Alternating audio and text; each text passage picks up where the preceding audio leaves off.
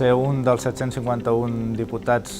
aquí vol dir tenir veu directa, vol dir poder tenir també accés directe a les altres institucions, vol dir participar en els debats i en la presa de decisions d'un Parlament que cada vegada té més poder, tot i que a nosaltres ens agradaria que encara en tingués molt més, i també vol dir poder representar el teu país. Això en el cas de Catalunya és pràcticament l'única via que tenim de ser directament representats en una institució europea, perquè el fet que encara no siguem estat membre no ens dona accés directe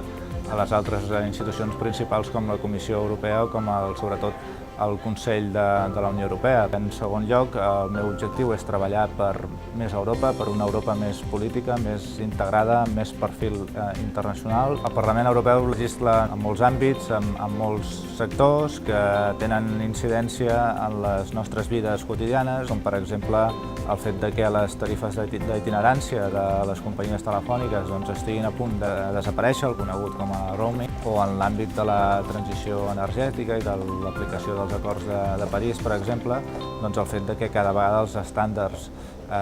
que s'imposen a les empreses, sobretot a les més contaminants, perquè tinguin menys incentius per contaminar. Per tant, volem treballar per Europa, per més Europa, però alhora per una Europa diferent.